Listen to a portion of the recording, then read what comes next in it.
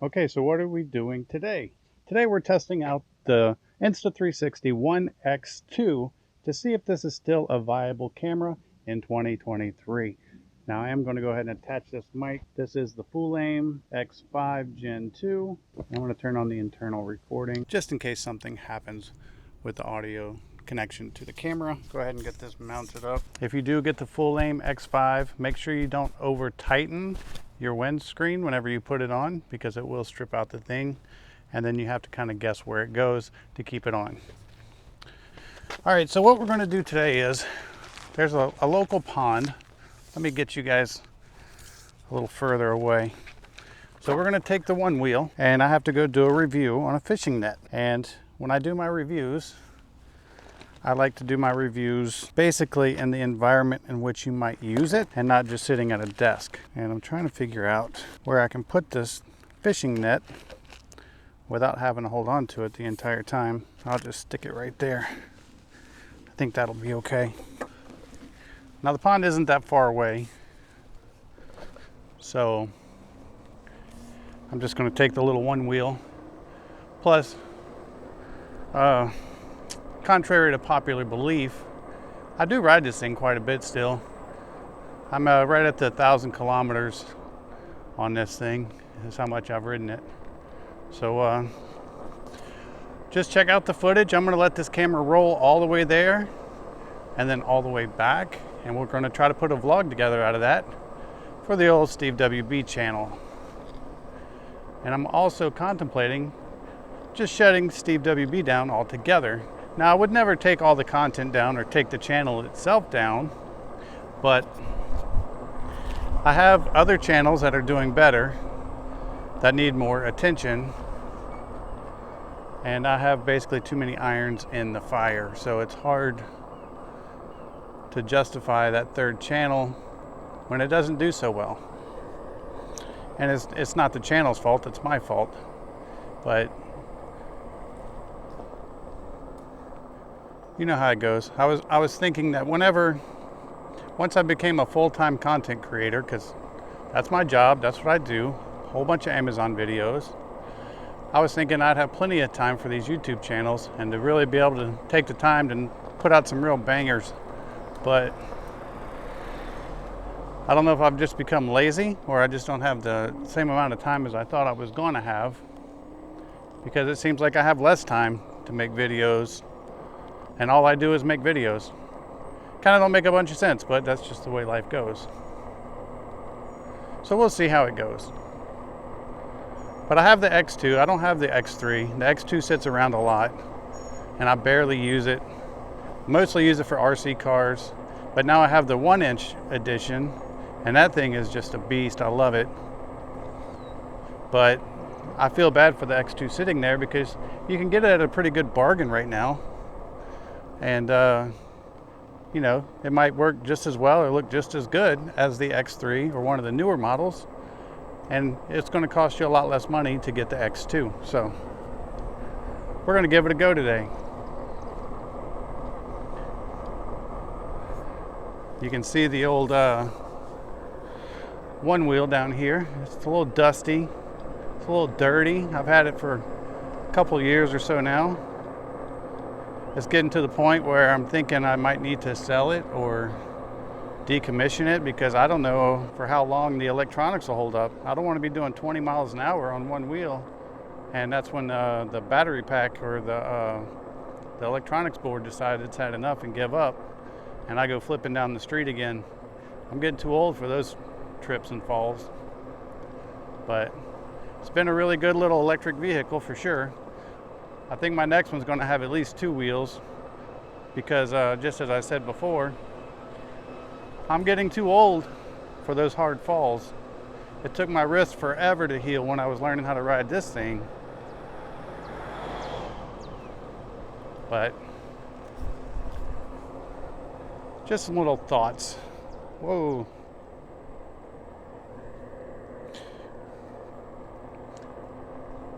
We're almost there to the pond. Beautiful day in Florida, as usual. Only difference is it's whoa. Yesterday was 100 degrees. I'm sure today's in the 90s. So I don't want to be out here exposed to the elements too much for too long. Another thing that I hate about today, we're doing this review today, is it's a Sunday, and people who have jobs are going to be all over the place getting out, getting their exercise in. So it might be difficult to find a spot to actually get a review done, because I don't just like sitting out in the open public shooting reviews.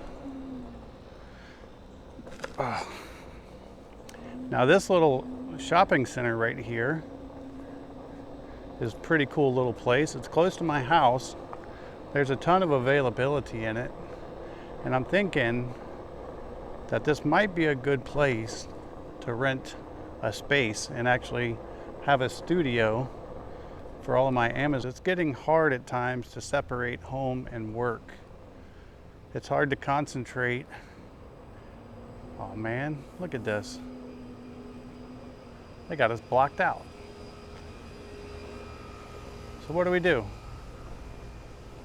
We go around the gate, because we're not a car. We're not going hot rodding through here. I wonder if they only do this on Sundays, because it is technically church property. But anyway, what I was saying is, it's difficult at home with all the distractions with the kids. The kids are homeschooled. They're always there, and I love being around the kids. But if you've ever created content, it seems to kind of like you get into a flow, and when you're editing, you start getting your ideas, and they're coming, and you're doing your edits, and you're making your adjustments and changes, and somebody will come in and interrupt you, and the whole train just gets derailed, and you forget all about what you were doing, and it ends up taking away from your content, because something that you were going to do or thought of doing, you get totally distracted from, and it never happens, and it might have made that video just that much better. They got a speedometer thing over there. I say a speedometer thing, it's one of those things for checking your speed to see if you're speeding or not. We're gonna go hit that with the one wheel. I wanna see how fast we can go. But we're here at the pond. So in conclusion, for my office thoughts, what I was thinking was, if I had a space where I could go to just 4 hours a day, I could really knock out my content and my reviews without the constant interruptions and make my work more efficient. But then you have to deal with the inconvenience and the cost of a whole nother location. So what we're gonna do is, I'm gonna stop this recording right here. I'm gonna shoot my review real fast, and then we'll come back and we'll finish up our little trip. And today we're gonna be checking out this portable fishing net. That's right, this is a backpackable, sewable, compact fishing net. It's gonna reach all the way out to 39 inches. It's got a reinforced, rubberized net. It's got neoprene sides. Let's open it up and take a look. Now when you're ready to go fishing, you just simply unfold it and you're ready to go. If you want to extend your handle, you slide it out like this. It's gonna reach all the way out to 39 inches. You have a nice thick rubber handle. You also have a bungee cord lanyard with a clip, so you can wear it on your belt if you want to while you're waiting and fishing. You just simply slide this back in to make it nice and compact. You also have a belt clip right here if you want to wear it on a belt without using a lanyard. You can see that it has a nice flat design. This is going to be a lot more friendly to the fish. And it also has a neoprene around here, no exposed metal to damage the fish while bringing it in. And there is no metal bar in here. It's actually like a spring that comes across here. That's going to give us a little bit of flex. And having this big flat bottom, when you go to scoop the fish out of the water, it's giving you a much larger surface area. The round ones, you don't have as much room to get under the fish. So very nice, very compact. Now when you want to collapse this fishing net, you just pull this clip down, and it will fold down just like that. And you're ready to store it. And like I said, you can just use this clip and hang it on your belt if you wanted to. So a very nice compact net, great for backpacking and fishing and camping and hiking. It's made out of space age aluminum, very tough nylons and neoprene, and it's going to get the job done. I hope this video helps, and thanks for watching. Okay, I think we're set up now. As you can probably hear in the background right now, in the middle of my review, the church alarm decided to start going off. So now there's, through the whole review, just an alarm going off. How lovely. Travel all this way to this pond to get a nice nature scene for this net. And now there's this alarm blowing me up. So what I did was, well, and on top of that, I was using the Insta 360 RS with the 1-inch Leica lens, because that's what I've been shooting my reviews with the last couple days. And mid-review, the battery goes dead. So I had to go ahead and reshoot it on the 360 on the X2, which I did, no problem whatsoever. And got it done. I did an internal recording with the Full Aim X5 with noise canceling on. I hope that removed the alarm going off. So I think it's going to be okay. I did it with the alarm going off in the background because whatever the full aim doesn't remove, the DaVinci Resolve, the voice isolation will remove that alarm. So now we're going to go screw off a little bit. We're going to try to see if this speed detector will pick us up. This little trailer to radar gun, and see how fast we can go. See how fast is the Super Ride S1000. Well, it's already picked me up.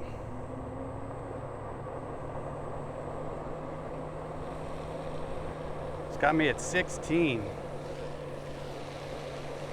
15. I think that thing's off a little bit. According to the Super Ride, I was doing 32 kilometers an hour. So now what are we going to do? How are we going to figure out which is accurate?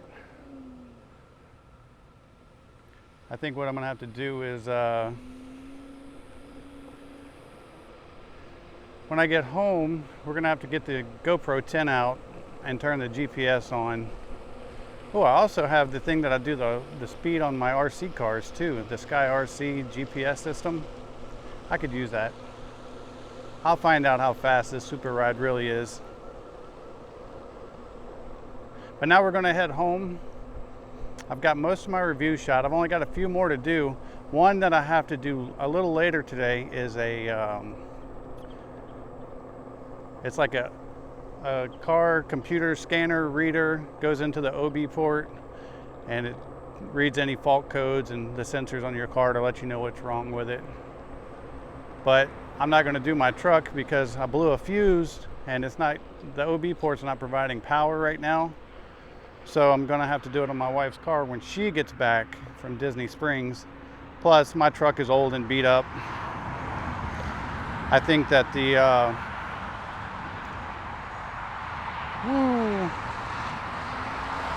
the nice new car is better for camera than the old beat up Excursion. Watch out! So, taking the fast way home. When I go to that pond to do videos and drive RC boats and things, I always go the back way and the safe way to get there. But to kind of change it up a little bit, I just come out on the main road here to get home faster. Just got to watch out for dumb drivers. All right, back in the hood. So yeah, you guys are gonna have to drop a, let's come back around this way. So yeah, you guys are gonna have to drop a comment down below. How'd the little X2 do? Do you think it's still usable in 2023? Is it gonna get the job done? Do you have to spend the extra money on the 1-inch version or the X3? Does it always have to be the latest and the greatest? That's for you to decide, and that's for your budget to decide. Now, to me, and my quick opinion is, when you're in full Florida sun like this, no, it doesn't really matter. You're going to get great quality from the X2, you're going to get great quality from the X3. The 1-inch is going to look amazing, but I buy my cameras based on low light performance.